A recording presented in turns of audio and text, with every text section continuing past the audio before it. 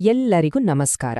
ಇವತ್ತು ನಾವು ಮಾತಾಡೋಕೆ ಹೊರಟಿರೋದು ತುಳುನಾಡಿನ ಒಂದು ತುಂಬನೇ ವಿಶಿಷ್ಟ ಹಾಗೇನೆ ನಿಗೂಢವಾದ ದೈವಿಕ ಶಕ್ತಿ ಮಂತ್ರಗುಳಿಗನ ಬಗ್ಗೆ. ಬನ್ನಿ, ಒಂದು ಪ್ರಶ್ನೆಯಿಂದ ಶುರು ಮಾಡೋಣ. ಇದು ಸಾವಿರಾರು ವರ್ಷಗಳಿಂದ ಮನುಷ್ಯರನ್ನ ಕಾಡ್ತಾ ಇರೋ ಪ್ರಶ್ನೆ. ಏನಪ್ಪಾ ಅಂದ್ರೆ, ನಮಗೆ ಕಾಣಿಸ್ದೇ ಇರೋ ಅಪಾಯವನ್ನ, ಅಂದ್ರೆ ಒಂದು ಶಾಪ ಇರಬಹುದು ಅಥವಾ ಮಾಟಮಂತ್ರದಂತಹ ಶಕ್ತಿಗಳನ್ನ ಎದುರಿಸೋದು ಹೇಗೆ? ನೋಡಿ, ತುಳುನಾಡಿನ ನಂಬಿಕೆಗಳ ಪ್ರಕಾರ ಈ ಪ್ರಶ್ನೆಗೆ ಒಂದು ಉತ್ತರ ಇದೆ. ಆ ಉತ್ತರವೇ ಮಂತ್ರಗುಳಿಗೆ, ಅಂದ್ರೆ ಬುದ್ಧಿವಂತ ದೈವ ಅಥವಾ ತಂತ್ರಗಾರಿಕೆಯ ದೇವ್ರು ಅಂತಾನೂ ಕರೀತಾರೆ. ಹಾಗಾದ್ರೆ ಈ ದೈವದ ಮುಖ್ಯವಾದ ಕೆಲಸವಾದ್ರೂ ಏನು? ಯಾಕೆ ಈ ದೈವಕ್ಕೆ ಇಷ್ಟೊಂದು ವಿಶೇಷತೆ ಇದೆ? ಸಾಮಾನ್ಯವಾಗಿ ಬೇರೆ ದೈವಗಳ ಕೆಲಸ ಸೃಷ್ಟಿ ಮಾಡೋದು ಅಥವಾ ಎಲ್ಲರನ್ನ ಕಾಪಾಡೋದು ಆಗಿರುತ್ತೆ.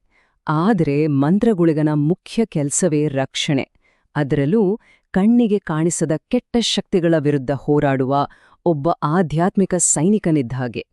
ಅಂದ್ಹಾಗೆ ಮಂತ್ರಗುಳಿಗನ ಶಕ್ತಿ ಬೇರೆ ದೇವಗಳಿಗಿಂತ ತುಂಬಾನೇ ಬೇರೆ. ಅದು ಯಾಕೆ, ಹೇಗೆ ಅಂತ ಈಗ ನೋಡೋಣ ಬನ್ನಿ. ನೋಡಿ, ಸಾಮಾನ್ಯವಾಗಿ ಬೇರೆ ಗುಳಿಗ ದೈವಗಳು ಅಂದ್ರೆ ಅವುಗಳ ದೈಹಿಕ ಶಕ್ತಿ, ರೌದ್ರತೆಗೆ ಫೇಮಸ್. ಆದ್ರೆ ಮಂತ್ರಗುಳಿಗನ ವಿಷಯನೇ ಬೇರೆ. ಇದರ ಶಕ್ತಿ ಇರೋದು ಬುದ್ಧಿವಂತಿಕೆಯಲ್ಲಿ, ಆ ಅಲೌಕಿಕ ಶಕ್ತಿಗಳನ್ನ ಕಂಟ್ರೋಲ್ ಮಾಡೋದ್ರಲ್ಲಿ. ಇದನ್ನೇ ತಂತ್ರ ಅಂತ ಕರೆಯೋದು. ಅಂದ್ರೆ ಸಿಂಪಲ್ ಆಗಿ ಹೇಳೋದಾದ್ರೆ, ಬರೀ ಶಕ್ತಿಯಿಂದಲ್ಲ, ಬದಲಿಗೆ ತಂತ್ರಗಾರಿಕೆಯಿಂದ, ಬುದ್ಧಿಯಿಂದ ಸಮಸ್ಯೆ ಬಗೆಹರಿಸೋದು ಮಂತ್ರಗುಳಿಗನ ಸ್ಪೆಷಾಲಿಟಿ. ಸರಿ, ಇಷ್ಟೆಲ್ಲ ಪವರ್ಫುಲ್ ಆಗಿರೋ, ಇಷ್ಟೊಂದು ವಿಶೇಷತೆ ಇರೋ ಈ ದೈವದ ರಕ್ಷಣೆಯನ್ನ ಪಡ್ಕೊಳ್ಳೋದು ಹೇಗೆ? ಅದಕ್ಕೇನಾದ್ರೂ ದಾರಿ ಇದ್ಯಾ? ಖಂಡಿತ ಇದೆ. ಅದಕ್ಕೆ ಮಾಡೋದೇ ಅಗೆಲು ಸೇವೆ ಅನ್ನೋ ಒಂದು ವಿಶೇಷವಾದ ಪೂಜೆ. ಇದು ಸುಮ್ನೆ ನೈವೇದ್ಯ ಇಡೋ ತರ ಅಲ್ಲ, ಇದು ಭಕ್ತ ಮತ್ತು ದೈವದ ನಡುವೆ ಒಂದು ಒಪ್ಪಂದ ಇದ್ದ ಹಾಗೆ. ಈ ಸೇವೆಯಲ್ಲಿ ದೈವಕ್ಕೆ ಇಷ್ಟವಾದ ಕೋಳಿ ಮಾಂಸ, ಮೀನು ಜೊತೆಗೆ ಸೇಂದಿಯನ್ನ ಅರ್ಪಿಸಲಾಗುತ್ತೆ. ಅಷ್ಟೇ ಅಲ್ಲ, ನಂಬಿಕೆ ಪ್ರಕಾರ ಮನೆಯಲ್ಲಿ ಏನಾದ್ರೂ ವಿಚಿತ್ರ ಘಟನೆಗಳು ನಡೀತಾ ಇದ್ರೆ ಅಥವಾ ತೊಂದರೆಗಳು ಬರ್ತಾ ಇದ್ರೆ ನಾವು ಅಗೆಲು ಸೇವೆ ಮಾಡ್ತೀವಿ ಅಂತ ಬರೀ ಹರಕೆ ಹೊತ್ಕೊಂಡ್ರೆ ಸಾಕು, ಆ ಕ್ಷಣದಿಂದಲೇ ಕೆಟ್ಟದೆಲ್ಲ ದೂರ ಆಗುತ್ತೆ ಅನ್ನೋದೊಂದು ಬಲವಾದ ನಂಬಿಕೆ. ಅಂದ್ರೆ ಈ ಹರಕೆ ಅನ್ನೋದು ಕೇವಲ ಒಂದು ರಿಚುವಲ್ ಅಲ್ಲ, ಬದಲಿಗೆ ದೈವದ ಜೊತೆ ಕಮ್ಯುನಿಕೇಟ್ ಮಾಡುವೊಂದು ದಾರಿ ಕೂಡ ಹೌದು. ಅದು ಹೇಗೆ ಕೆಲ್ಸ ಮಾಡುತ್ತೆ ಅನ್ನೋದನ್ನ ಮುಂದೆ ನೋಡೋಣ. ಇಷ್ಟೆಲ್ಲ ಪವರ್ ಇದ್ರೂ ಮಂತ್ರಗುಳಿಗನ ಪೂಜಾ ಸ್ಥಳ ಅಥವಾ ಸಾನ್ನಿಧ್ಯ ಅಂತೀವಲ್ಲ, ಅದು ತುಂಬಾನೇ ಸಿಂಪಲ್ ಆಗಿರುತ್ತೆ.